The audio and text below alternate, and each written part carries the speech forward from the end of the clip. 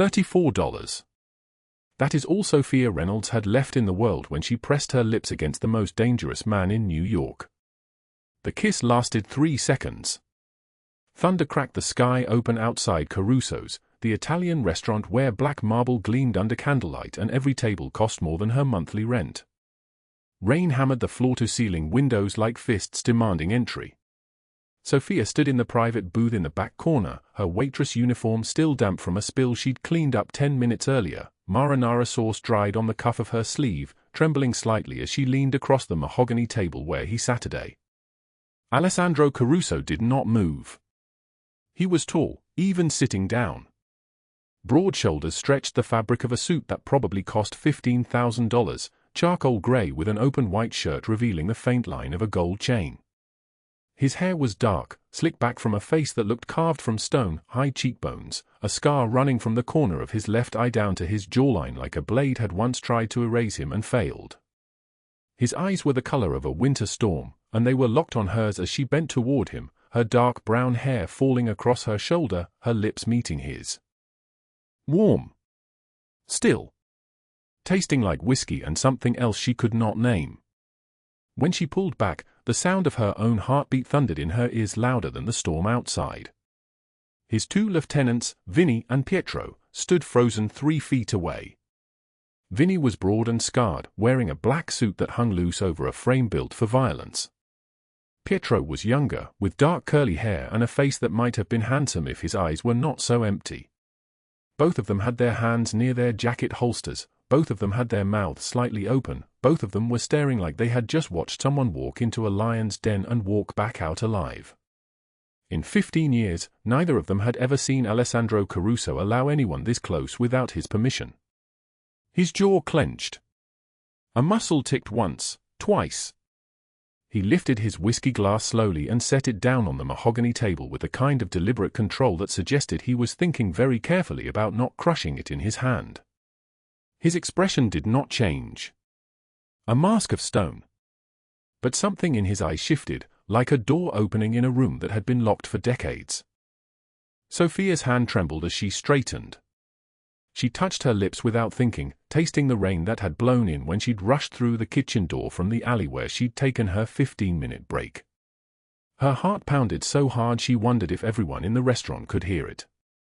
Her manager Derek Collins was probably watching from the kitchen, ready to dock her pay for standing too close to a customer, ready to threaten her about her visa status, ready to steal another portion of the tips she'd earned. She had no idea that this kiss would bind her to a world she could never escape.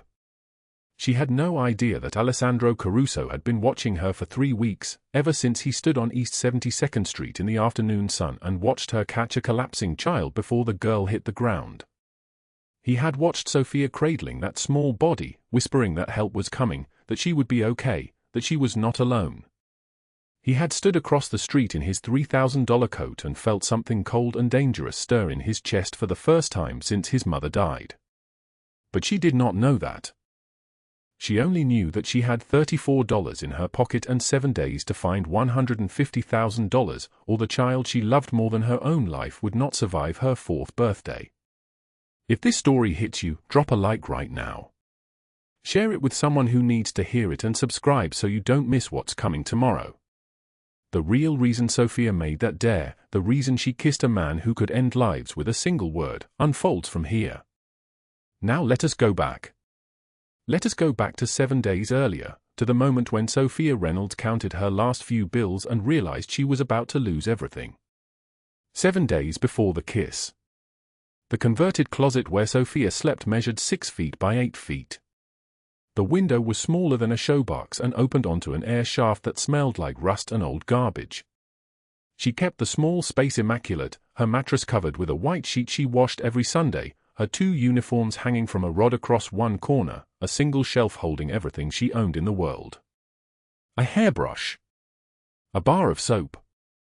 A pair of socks with no holes. A worn prayer card her mother had given her before she died, the blessed mother's face faded from years of Sofia's trembling fingers running across it in the dark. Sofia sat on the edge of her mattress and counted the bills again, even though she already knew what the total would be. $5. $8. $12. $17. $22.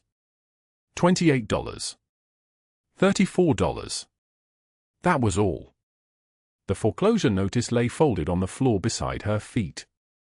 She had found it taped to the door of the basement apartment in Queens where Lily's grandmother had lived for 42 years before her stroke took her voice and then her life. The apartment was gone. The bank owned it now. Everything inside it was being auctioned off to pay debts Sofia did not understand, numbers on a page that meant nothing until they meant everything. Lily needed heart surgery. The doctor had said it so gently, like he was breaking bad news to someone who could not bear to hear it. Congenital defect. The child's small heart was shaped wrong, chambers not dividing properly, the valves struggling to do their job every single moment of her 4-year-old life. She got tired playing in the park. She fell down. She cried. She was slowly, quietly dying. $150,000 would save her. Sofia had $34. She folded the bills and put them back in the pocket of her uniform. Outside the closet, in the kitchen of Evelyn Blackwell's Manhattan townhouse on the Upper East Side, someone was calling her name. Not gently. Not with respect. The way someone calls to a servant. Sofia pushed herself up and stepped out into the marble and glass world that belonged to someone else. Evelyn Blackwell sat at the breakfast table in a silk robe that probably cost more than Sofia's annual salary. She was a woman in her 50s with the kind of ageless face that money could buy if you had enough of it, blonde hair pulled back in a style that made her cheekbones look sharp as knives, eyes the pale blue of winter ice. She was Lily's mother, though she never called the child by her name. She called her the girl, orphan, or sometimes just ignored her completely. Lily sat in a high chair at the opposite end of the table, pushing eggs around her plate with a small fork, her movement slow and careful like even eating took all her strength. She was small for 4 years old, with Sofia's dark eyes and skin, with her mother's blonde hair in soft curls. She looked fragile. She looked like she was disappearing. "The girl needs new clothes," Evelyn said without looking up from her coffee. "Her hem is coming loose. It is unprofessional." "Yes, Mrs. Blackwell," Sofia said. "And Sofia, you will be taking her to the park today. 1 hour. No more. She gets overstimulated if you let her run around like an animal." Sofia's hands clenched into fists at her sides. She forced them to relax. "Of course, Mrs. Blackwell." What she wanted to say was that Lily needed to see a cardiologist, not play in a park. What she wanted to say was that Evelyn's daughter was dying and her mother did not care, had never cared, had hired Sofia 3 years ago not out of love for the child but out of some cruel desire to have the girl raised by someone else, someone she did not have to look at or think about or acknowledge as her own flesh and blood. What she actually said was nothing. Sofia had learned long ago that silence was the only tool she had that could not be taken from her. She turned to take Lily's plate, to feed her the soft food her weak heart could manage, to spend the hour in the park watching her daughter struggle to keep up with other children, to come back to the townhouse and hand her over to a woman who did not deserve her. But before she could move, her phone vibrated in her pocket. A text from St. Mary's Hospital, the words appearing on her screen like a death sentence written in medical language. "The surgical team is ready to discuss your daughter's case. Please call at your earliest convenience." Time is a critical factor. Sofia's legs felt like they were made of water. She steadied herself against the edge of the table and read the message again, hoping the meaning would change. It did not. Lily needed surgery. Soon. Within weeks, maybe days. And it would cost $150,000. She had $34. A woman does not calculate these kinds of numbers without something breaking inside her. Something in Sofia's chest cracked open, a sound no one else could hear, a fracture that ran so deep she was not sure she would ever be whole again. She stood in Evelyn Blackwell's marble kitchen and felt herself beginning to drown in a tide that no prayer card could stop. Rain was already starting to fall outside the window, the November sky darkening like a bruise, the wind picking up and throwing itself against the glass. By evening, the forecast said, it would be a storm. The kind of storm that made people feel alone, even when they were surrounded by other human beings. Sofia finished feeding Lily and took her small hand in her own, feeling the child's fingers grip her thumb with the kind of desperate strength that broke her heart all over again. 1 hour in the park. 1 hour before she had to come back and serve the woman who had stolen her daughter's childhood and given nothing in return. 1 hour before she had to figure out how to save a life with $34 and no idea where salvation was supposed to come from. The November rain fell in sheets against the window of Evelyn Blackwell's Manhattan townhouse, each drop running downward like a tear the city could not stop. Inside, in a converted closet on the 4th floor, Sofia Reynolds sat on the edge of a twin bed and counted the money in her hands one more time, though she had already counted it 7 times that night.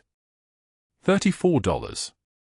$34 in worn bills and loose coins, some of it still damp from where she had swept it off her locker at Caruso's restaurant. She spread the bills across her worn prayer card, the one her grandmother had given her, back when Sofia still believed in the kind of God who answered prayers from women without addresses, without savings accounts, without futures. The prayer card was cream-colored, embossed with a golden cross, and it had absorbed so much of her life that the words were barely legible anymore. But underneath the money, underneath the rain sound that hammered against the single narrow window, underneath the October darkness that pressed against the glass like something alive and hungry, Sofia's phone glowed. A message from St. Mary's Hospital. She had read it 43 times. The words did not change no matter how many times she read them. Lily Blackwell's surgical team is ready to proceed. Time-sensitive valve replacement required. Please contact our financial counselor immediately regarding the $150,000 surgical cost. Payment arrangements must be finalized within 7 days or the procedure will be postponed. 7 days. $150,000. $34 in her palm. The math lived inside her chest like a blade. 150,000 minus 34 equals 149,966. That was the number of dollars separating Lily's life from Lily's death. Sofia pressed her palm against her ribs, feeling her own heart beat, steady, strong, reliable, while Lily's heart struggled inside that small 4-year-old body like a bird with a broken wing. 3 years. She had been Lily's nanny for 3 years, sleeping in this closet space so narrow that when she changed clothes she had to turn sideways. 3 years of 14-hour days. 3 years of watching Evelyn Blackwell treat her like furniture, like something to be moved aside if it got in the way. 3 years of barely minimum wage. 3 years of saving every penny, and still there was only $34. She closed her eyes and saw Lily's face as it had looked 3 weeks ago at the playground on East 72nd Street. The girl had been running to the swings, her blonde curls bouncing, her laugh like bells, and then something had stolen the joy from her body. Her small hand had clutched her chest. Her face had gone the color of spoiled milk. She had stopped running and started falling. Sofia had caught her before she hit the concrete. She had caught her and held her against her chest and screamed for help, and in that moment, with Lily's body going limp against her own, Sofia had felt something break inside herself, not her body, but something deeper. Something that had been holding her together for so long she had forgotten it was there. The ambulance had arrived in 12 minutes. The diagnosis came in 3 hours. The surgery recommendation came in 3 days. The price tag came in a message on her phone that she would never forget, not for 100 years, not for 1,000.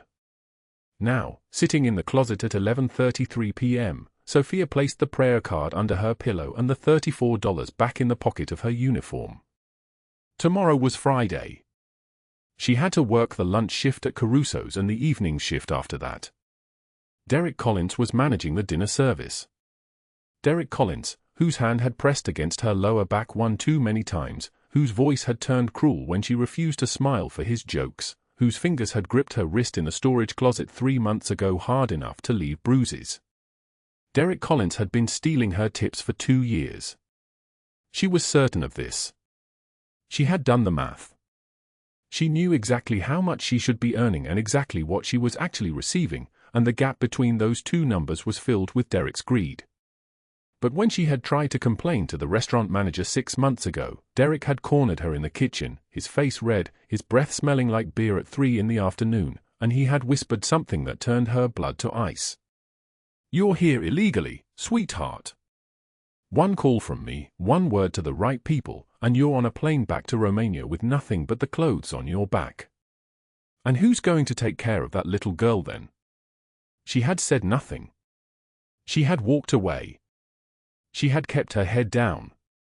She had accepted the smaller tips and the stolen wages because the alternative was losing Lily. Morning came with the same darkness. Sofia rose at 5:22 a.m., the way she had risen every morning for 3 years, and she moved quietly through the hallway so as not to wake Lily too early. The child needed her sleep.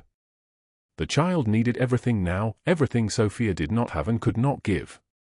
She carried Lily's breakfast into her bedroom, toast with jam that Sofia had paid for with her own money, a glass of milk, a small bowl of berries that had cost nearly $3 and had made Sofia's wallet cry out in protest. But Lily's face when she saw the berries was worth it. It was always worth it. The girl was awake already, her small body propped up on pillows, her blonde curls tangled, her breathing a little shallow, a little hard. This was how Lily woke up now. With effort. With struggle. With her hand sometimes pressed against her chest as if she was trying to hold her heart inside her body through sheer force of will. "Good morning, my love," Sofia whispered, sitting on the edge of the bed and brushing the curls back from Lily's forehead. The child's skin was warm, but not fevered. That was something.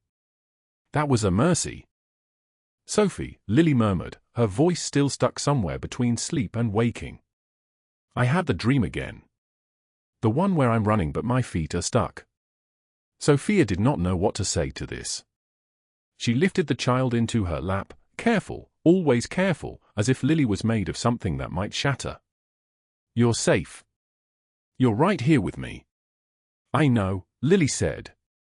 And then, with a directness that only children possessed, she added, "Everyone else leaves.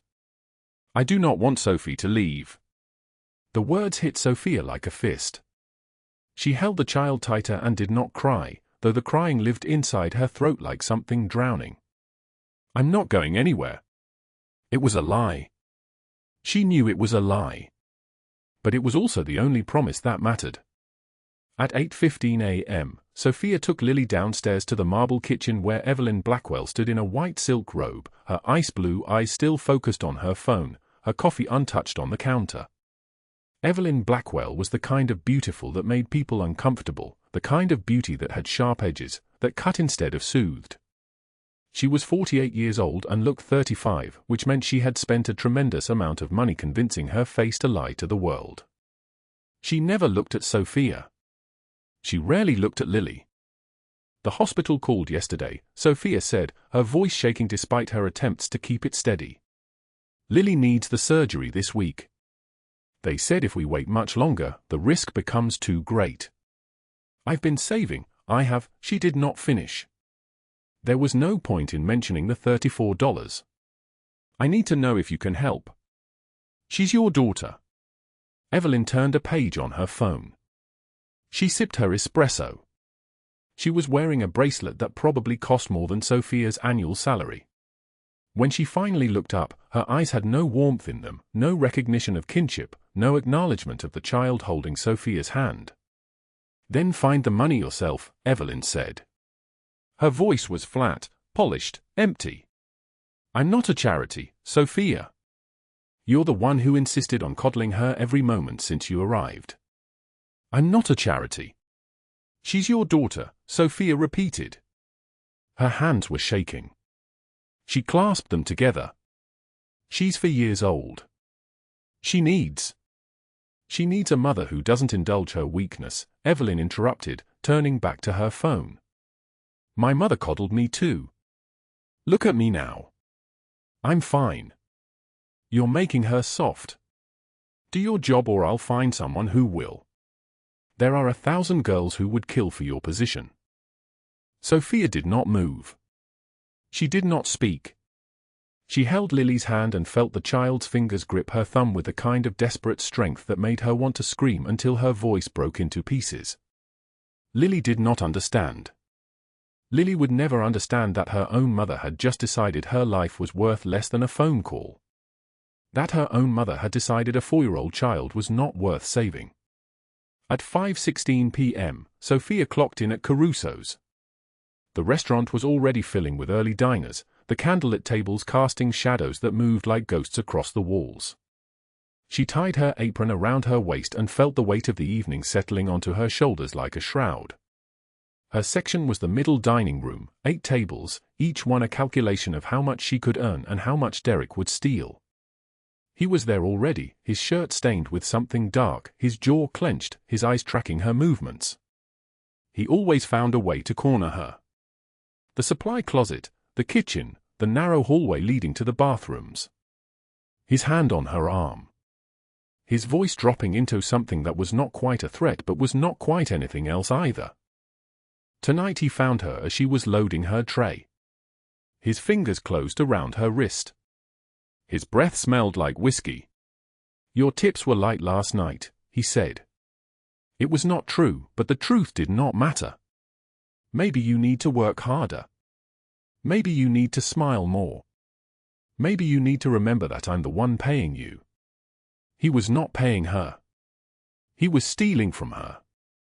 But Sofia had learned the grammar of silence. She pulled her wrist free. She said nothing. She carried her tray into the dining room and took her first order and tried to disappear into the work the way she had learned to disappear. Outside, the November sky was darkening like a bruise, and the forecast spoke of a storm coming. The kind of storm that made people feel alone even when they stood in rooms full of human beings. A storm that would make the city feel small and trapped and drowning. Sofia could feel it building in the pressure of the air, in the heaviness of the clouds, in the electricity that made her skin prickle with warning. Something was coming. Something she could not calculate, could not predict, could not control. But what she did not know, what none of them knew, was that across the street, in a black Mercedes with tinted windows, a man with dark eyes and a scar running from his left eye to his cheekbone was watching the restaurant's entrance. His name was Alessandro Caruso. His men sat beside him, waiting for orders. And in his chest, something was stirring to life that he had thought was dead forever. The November rain fell like bullets against the windows of Caruso's restaurant, each drop drumming a percussion of warning against the glass. Lightning split the sky in half, and in that frozen moment of white light, Sofia Reynolds wiped down table 7 for the 3rd time, her movements mechanical, her mind somewhere else entirely. Somewhere in a hospital pre-op room where a 4-year-old girl lay in a bed that swallowed her small body whole. 7 days. That was what the doctor had given her. 7 days to find $150,000, or Lily's heart would stop beating. Simple mathematics. Impossible odds. In her apron pocket, Sofia carried exactly $34.72. She had counted it that morning, 3 times, as if repetition might somehow conjure more money from the worn bills. It had not. The clock on the wall read 11:02 p.m. 13 minutes until midnight. 13 minutes until day 7 became day 8, and the window closed forever. "You're staring at nothing again," Jessica said, materializing beside her with a tray of empty glasses. Jessica was a waitress like Sofia, but different in the way that mattered. She had parents who paid her rent, a car that started in winter, a future that extended beyond tomorrow. She had worked at Caruso's for 6 months and still smiled like the work was temporary. "That table's been wiped clean for 20 minutes. Sofia set the cloth down. "I'm sorry." "I'm not." "Distracted?" "Yeah, I noticed." Jessica glanced toward the back of the restaurant, toward the private booths where the real power Saturday. "You know who that is?" "Back there in the corner." Sofia looked.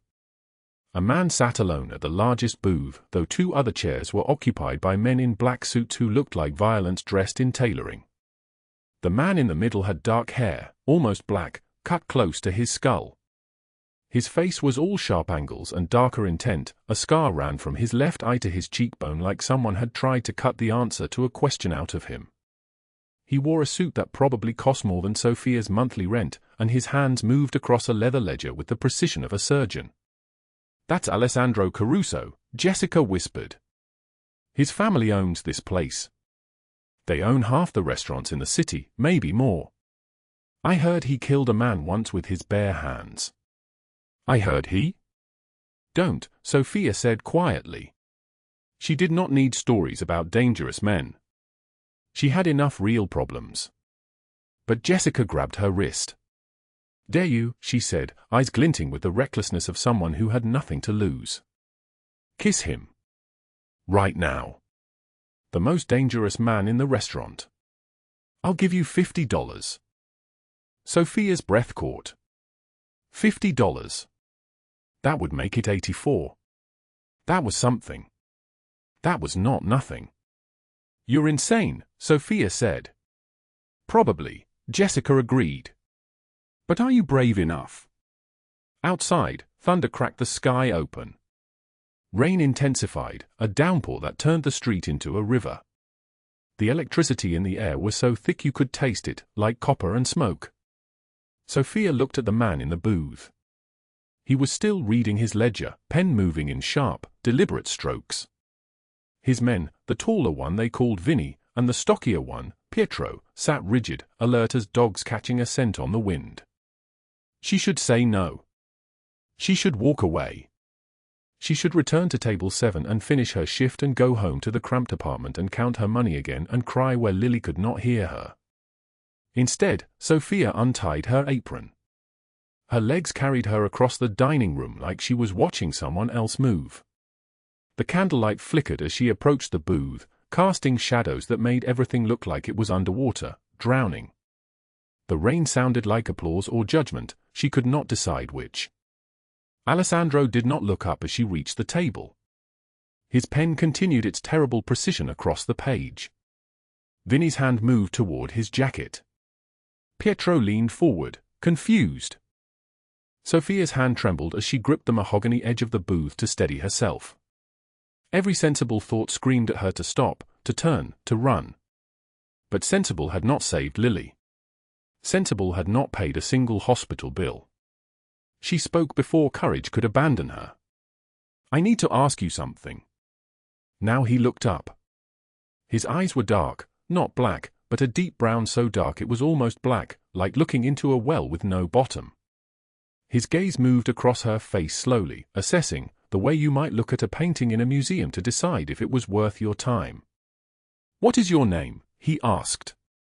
His voice was quiet, lightly accented, each word shaped with careful control. "Sofia Reynolds," she said. Her voice sounded very small. He set his pen down with deliberate slowness. "And what is it you need, Sofia Reynolds?" She did not answer with words. Instead, she leaned across the table, her heart hammering so hard she thought it might crack her ribs. She closed her eyes. And she pressed her lips to his. 3 seconds. That was all it was. His lips were warm, still, surprised. She could smell his cologne, cedar and smoke, expensive and dark. She could taste whiskey on his breath, though his glass remained untouched. His hand lifted, fingers brushing her cheek, and for a moment the world stopped spinning. Then she pulled back. His expression had not changed, but something in his eyes had, a flicker of recognition, or curiosity, or heat. It was impossible to say which. Vinny's mouth had fallen open. His hand had frozen halfway to his gun. Pietro looked like he was watching a person walk into traffic and survive. "In 15 years, Vinny whispered to Pietro, his voice shaking slightly, "I have never seen anyone do that and live." Alessandro studied her face for a long moment. Rain continued its assault on the windows.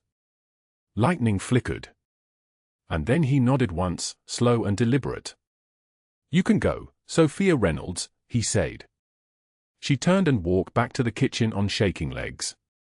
Jessica stared at her in shock, mouth open like a door with no hinges. Sofia did not stop. She moved into the back, into the fluorescent light and the smell of cooking oil, and she pressed her palms against the cold metal counter and breathed. What had she done? What had she just done? 30 minutes later, her shift ended. She collected her tips, $87, which made it $121 total, which was still not nearly enough, and clocked out. The rain had not stopped. If anything, it had gotten worse, turning the November night into something primal and violent. She was pulling on her jacket when her phone buzzed. A text from an unknown number, Mount Sinai Hospital. Surgery scheduled for 6 a.m. Bill paid in full. Anonymous donation. Lily is safe. Sofia's hands went numb. The phone fell from her fingers. It clattered against the tile floor, and she stared at it like it was a message from God, or a dream, or a cruel trick her exhausted mind was playing. The bill was paid. All of it. Every penny. The surgery was happening. Lily would live. She sank into a chair and began to cry, not the quiet tears of the constantly defeated, but something larger, something that came from a place so deep inside her that she had thought it was dead. Rain hammered the windows of the employee break room.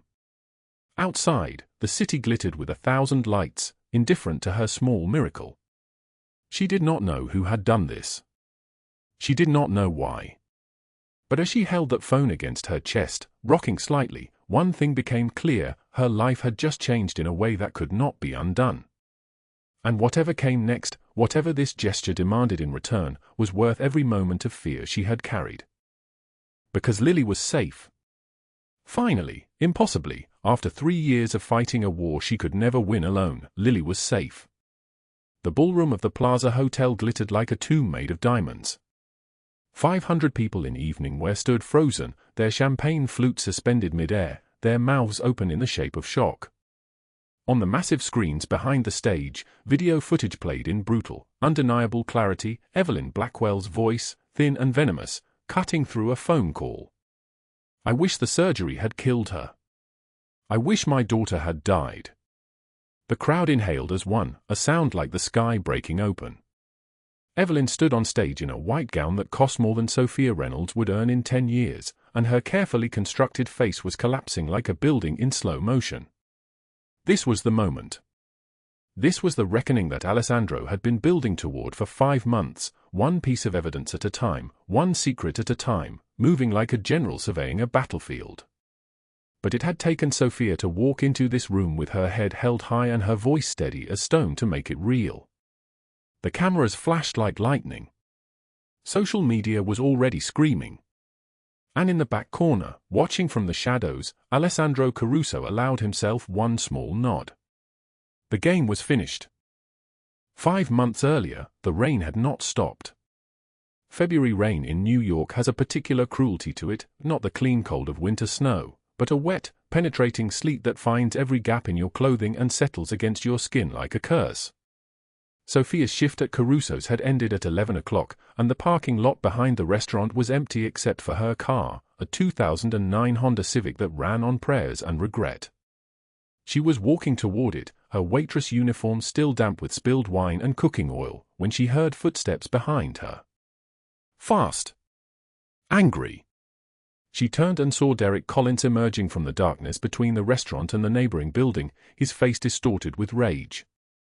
"You cost me my job," he snarled.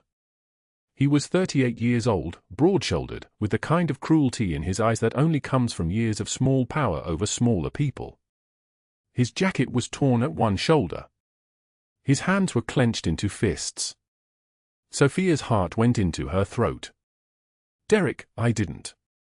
He grabbed her from behind, spinning her around so violently that her bag flew from her shoulder and scattered across the wet asphalt.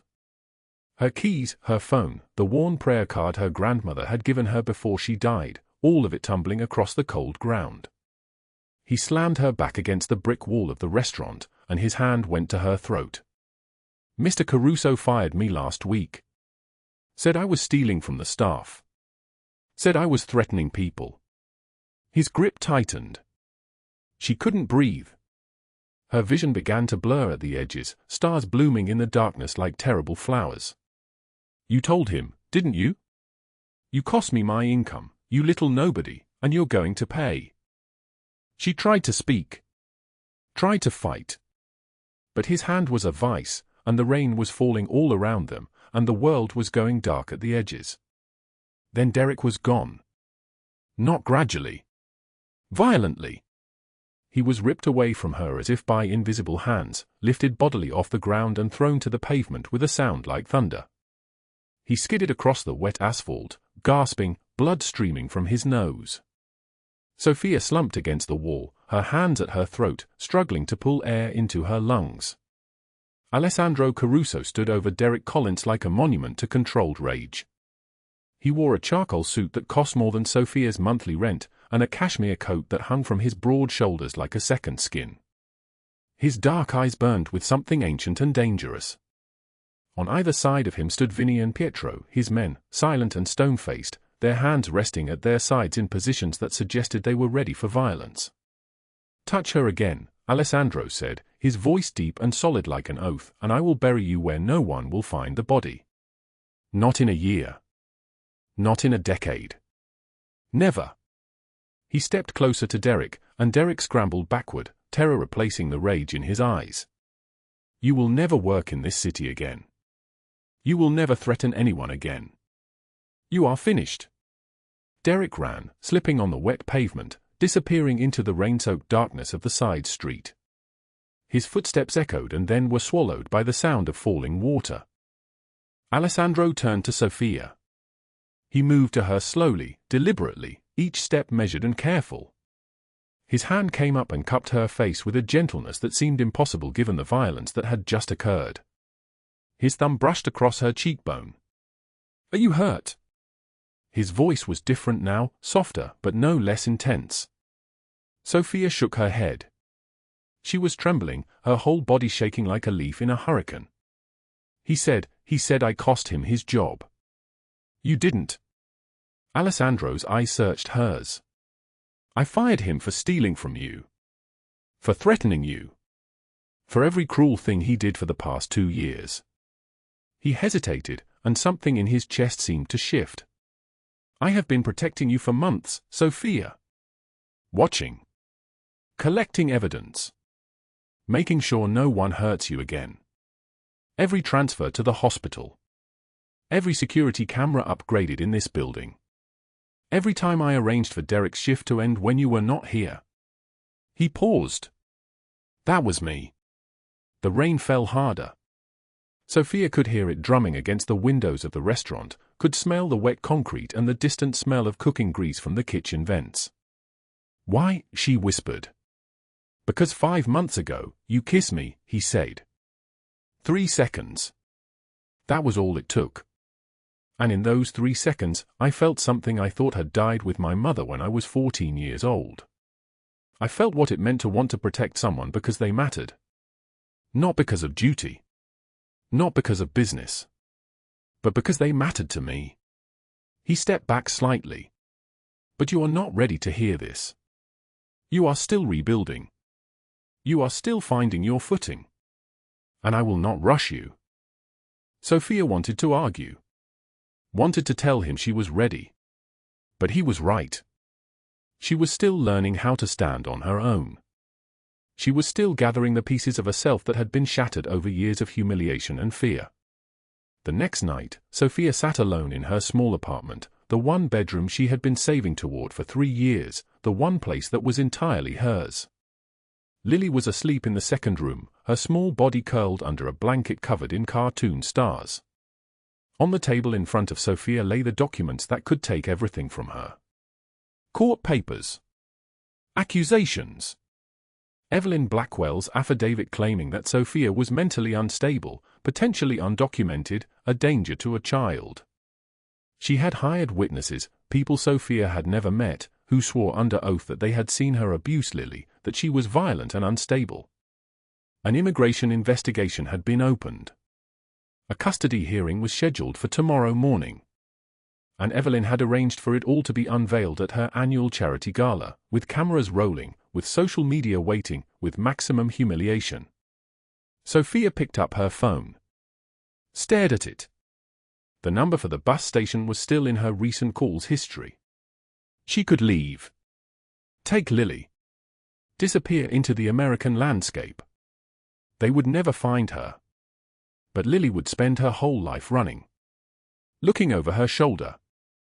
Afraid. She pulled the prayer card from her pocket. It was worn soft from her constant carrying, the cardstock nearly transparent in places. Her grandmother's handwriting was faded. Real strength is not found in never falling but in always standing back up. The rest was illegible, but Sofia had known those words by heart for 23 years. She set the phone down. And then she picked it up again, opened her contacts, and found the number she had been given months ago, the one she had never used. She pressed call. Alessandro answered on the first ring. Sofia. I need your help, she said. Her voice was steady. Not to save me. To fight back. Tell me what you need, he said immediately. What happened next happened in 48 hours. Alessandro made phone calls. Federal agents descended. Evelyn's bank accounts were subpoenaed. 3 years of surveillance footage from the Caruso restaurant appeared, showing Derek stealing money from staff tips, showing him cornering waitresses in supply closets, showing him bragging to other managers about being paid by Evelyn Blackwell to break Sofia's spirit. Every threat Sofia had received, every moment of cruelty, was documented. It was all there. Undeniable. Admissible. Devastating. The charity gala began at 8 o'clock in the evening.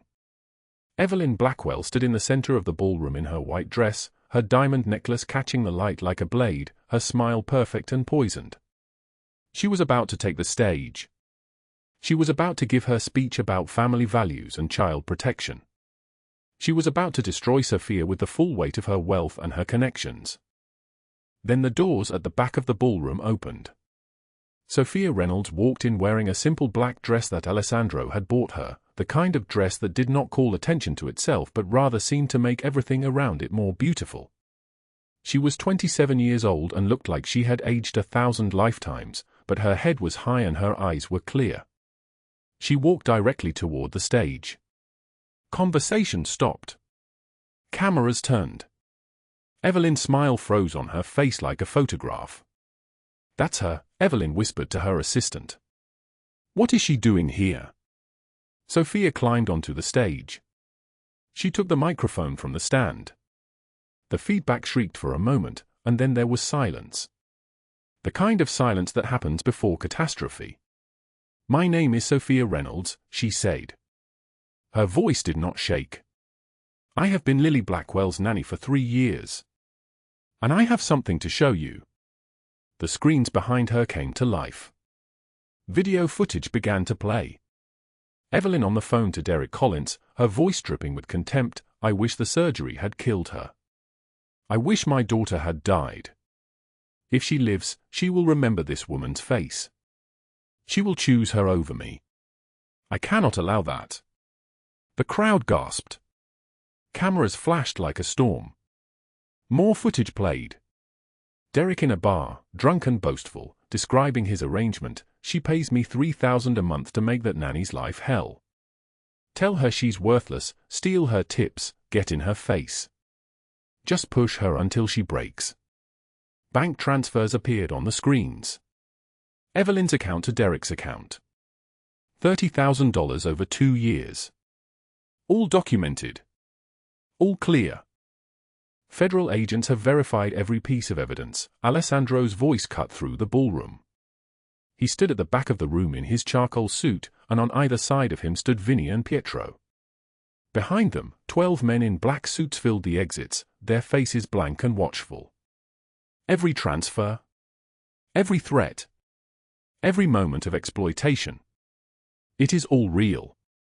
FBI agents moved through the crowd. Their badges caught the light. Their expressions were professional and unmoved by the crowd's gasps and cries. Evelyn tried to run. She pushed through the bodies of her guests, her white dress streaming behind her like a ghost trying to escape its own haunting. An agent caught her at the doors, spun her around, and the sound of handcuffs clicking seemed to echo through the entire city. Evelyn Blackwell, you are under arrest for conspiracy to commit fraud, child endangerment, falsifying court documents, and witness tampering, the agent said.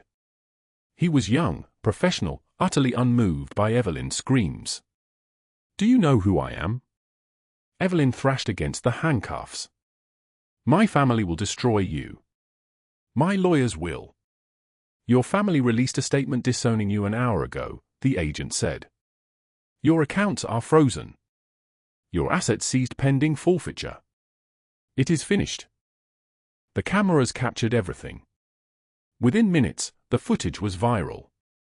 Within an hour, 2 million views. By morning, every news outlet in the country was running the story of the socialite who had conspired to destroy a nanny, the woman who had wished death on her own daughter, the empire of cruelty that had been built on theft and lies. Simultaneously, at dawn, federal agents arrested Derek Collins in his apartment. He begged. He offered to testify against everyone. It did not matter. 12 years federal prison. Charges stacked like bricks. His name would be remembered forever, but not in the way he had imagined. His reputation was ashes. His freedom was gone. The systematic destruction was complete. Both villains fell within 12 hours, publicly, completely, with no possible redemption. No lawyers who could save them. No money remaining. No power left to wield. Just the slow, inevitable collapse of everything they had built. Sofia stood backstage at the plaza as the chaos unfolded around her. She did not watch. She did not need to. She had done what she came to do. She had spoken her truth. She had fought back.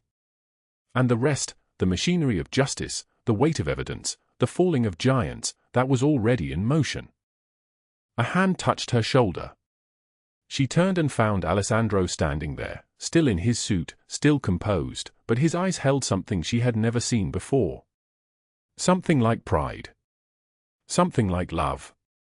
You were remarkable, he said. His voice was like thunder at the end of a long storm. You did not wait for rescue. You rescued yourself. Sofia looked at him. And for the first time since that night in the parking lot, she smiled. Sofia's hands trembled as she held Lily's tiny fingers while they walked through the rain-slicked streets of Queens. 3 months had passed since the gala, since the cameras caught Evelyn's crumbling face, since Derek Collins was led away in handcuffs at dawn.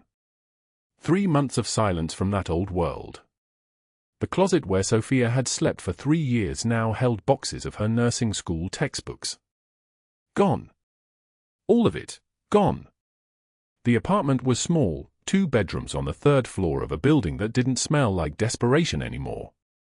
It smelled like lavender soap and the vanilla candles Lily picked out at Target. Through the living room window, the city glowed amber in the evening light. Sofia sat on the edge of Lily's bed that night, running her fingers through the child's damp blonde hair as she drifted toward sleep. Sophie, Lily whispered, barely awake. Will you stay? Always, baby. Always.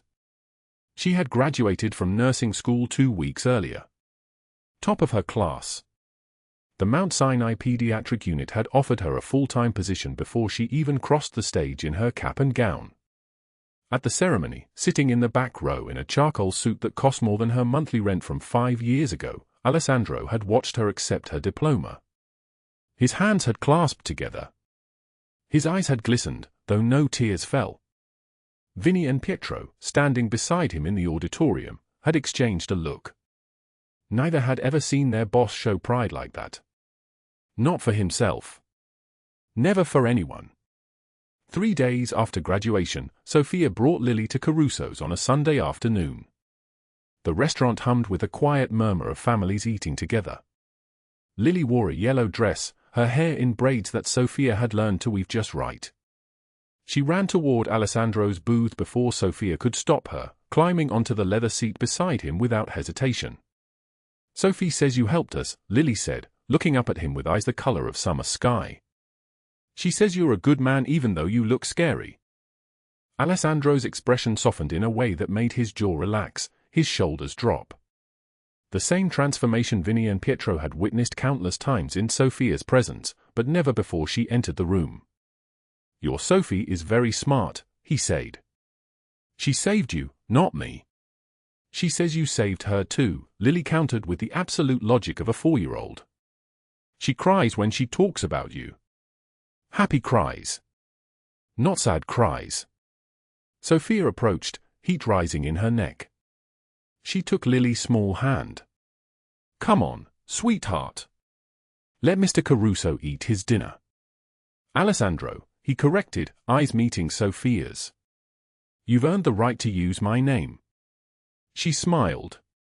Nodded. They left. But she came back that evening, after her shift at the hospital, after Lily was asleep with the babysitter, after the city had settled into the particular darkness that only New York knew.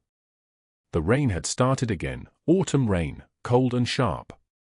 Caruso's was nearly empty at 11 o'clock. The kitchen crew moved in the back like ghosts. Alessandro still occupied his booth, ledgers spread across the table like a general surveying a battlefield. He looked up when she slid into the seat across from him. The first time she had ever sat at his table instead of serving it. "I wanted to thank you," Sofia said. Her voice was steady now, no longer trembling like it had that night in the parking lot. "For everything you did. For Lily. For me. For making sure no one." "You did the work," he interrupted. "I made sure the path stayed clear.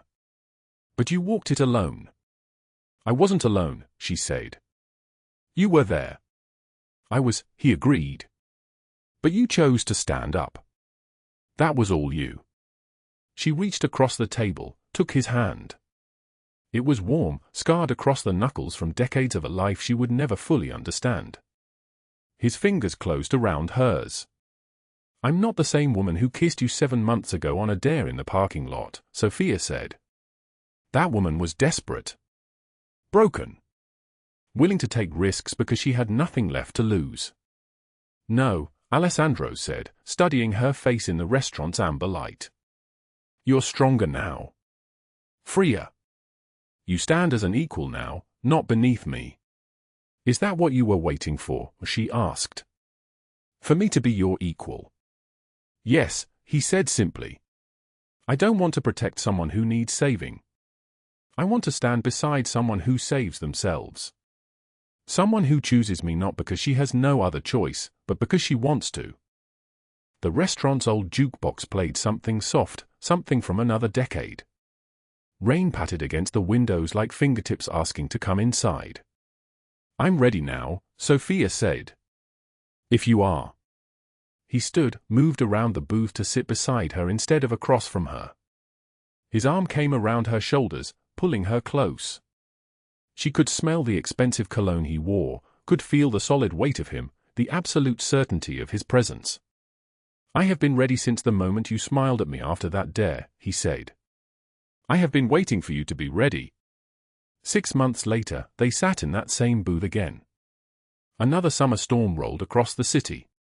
Lightning fractured the sky like broken glass. Thunder answered, deep and rolling. Lily sat in the next booth with Vinny and Pietro, giggling as Vinny folded napkins into elaborate origami birds. She had started kindergarten in September. She called Sofia a mommy now, had called her that for 3 months, ever since the final custody papers were signed, ever since Evelyn's parental rights were terminated by a judge who listened to the evidence and made a decision that would protect a child. "Do you remember what you said that night?" Sofia asked. "After I kissed you?" "Before you asked my name." "I told you that you could go," Alessandro said. He was looking out at the rain, his profile sharp against the restaurant's warm light. "I told you that you always had the choice to walk away. That if you ever needed to leave, you could." "I'm not going anywhere," Sofia said. She pulled the worn prayer card from her purse. It was bent now, its edges soft from being held 1,000 times. She showed it to him, turned it over to reveal the text on the back. "Real strength is not found in never falling but in always standing back up." "My grandmother gave me this before she died," Sofia said quietly. "I only ever read the front. It was a prayer. But the back, I only discovered this a few weeks ago. This is what I needed to learn. This is what saved me. Alessandro took the card gently, examined the handwriting on the back. His grandmother's handwriting, careful and deliberate. We both did, he said. Learn this. I thought strength was never showing weakness. Never needing anyone. Never allowing yourself to fall. But you taught me it's the opposite. It's standing back up. It's choosing to stand beside someone, not because you have to, but because you want to.